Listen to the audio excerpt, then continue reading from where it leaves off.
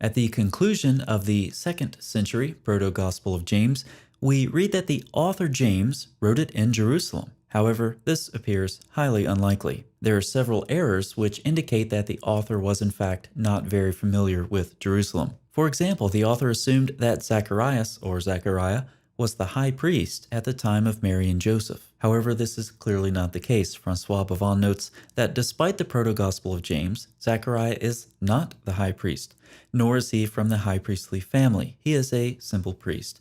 The priests of a given division officiate twice yearly in the temple for 1 week. For the rest of the year, Zechariah lives with his wife in the mountains of Judah, outside Jerusalem. The Proto-Gospel of James tells us a lot about Mary, the mother of Jesus, and similar to Samuel in the Old Testament, she goes to the temple to serve. However, the Proto-Gospel of James takes things a bit too far. Mary is taken to the temple at the age of 3, and she lives in the temple until she's 12. While there, she's fed miraculously by an angel. This late legendary gospel is very concerned for the purity of Mary, and so it has her grow up in the temple, and even her food is pure, brought to her by an angel. But there are some problems. Marcus Bachmuel states that the author of the Proto-Gospel of James seems at one level notably sympathetic to Palestinian Jewish piety, although only superficially and inaccurately acquainted with its particularities of belief and practice, or for that matter, even its geographic setting. There are, for example, some peculiar ideas about Jewish ritual and legal praxis, and the author seems a little unclear about whether Bethlehem is in Judea or outside it. He continues, readers sometimes wonder if there can be any kernel of historical reference here. Most scholars regard this infancy gospel as historically worthless, except as a source of 2nd century piety, and that does seem the safest point of departure. A standard critical objection to the notion of any early tradition here is that the document's knowledge of 1st century Judaism appears romantic and cliched, as well as full of wildly implausible factual errors about the realities of Jewish daily and religious life, and one of those in particular is Mary growing up in the temple. Bart Ehrman states that the Proto-Gospel of James focuses on Mary and provides legendary accounts, such as her sanctified upbringing in the Jerusalem temple. Parts of the book rely heavily on the infancy narratives of Matthew and Luke, but with numerous intriguing expansions, including legendary reports. And then he gives some examples. Stephen Davies says that the Gospel of James is not a historical account, but a set of legends. About Mary being raised in the temple, he says, it is inconceivable that a girl could really have been raised in the Holy of Holies. Thus, the Proto-Gospel of James is not a reliable source, unless you're the author of the Quran. What you see is Surah 3:35-37, and it should sound familiar. Zechariah took charge of Mary, and she was kept in the place of prayer, and miraculously provided with food. The Quran doesn't show any knowledge of the Jewish priesthood. That is, Zechariah is portrayed as a priest, but the Quran doesn't tell us what kind of priest he was. However, note that the Quran states that while Mary was growing up, it was Zechariah who cared for her, taking charge of her. However, this is problematic, as we've already heard. Since Zechariah was not a high priest, it's difficult to see how he could have been in charge of Mary's upbringing in the temple, since he was only there a small part of the year.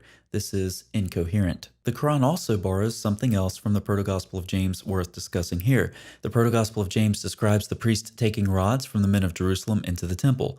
The priest then prayed, came back outside, and returned the rods to them. But Joseph took the last rod, and behold, a dove came out of the rod and flew onto Joseph's head. This is how Joseph was miraculously chosen to be Mary's caretaker. The Quran also describes how Mary's caretaker was miraculously selected. That is from the news of the unseen, which we reveal to you, O Muhammad. And you were not with them when they cast their pens, this is a foreign word, as to which of them should be responsible for Mary, nor were you with them when they disputed. So yes, the word for pens is yet another borrowed word in the clear Arabic Quran. Gabriel Reynolds notes, thus it emerges that with the term aqlam, the Quran does not intend pens, but rather rods.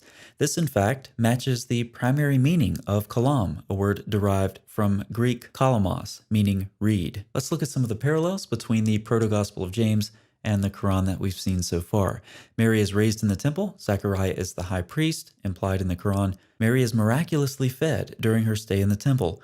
When she moves out of the temple, her guardian is miraculously chosen using rods. Now, one thing that strikes me as very odd about all of this is the Quran's repeated claims to hidden knowledge. It's referred to as the unseen, which required revelation to be made known. That is one of the stories of the unseen. We inspired you with it. You were not with them when they cast their pens to see which one of them would take charge of Mary, nor were you with them when they were disputing. However, as numerous scholars have shown, the Proto-Gospel of James was very well known and very widely used. It was even translated into Syriac around the 5th century. If you're unsure why Syriac is important in Quranic studies, then see my video on Abraham and the Kaaba.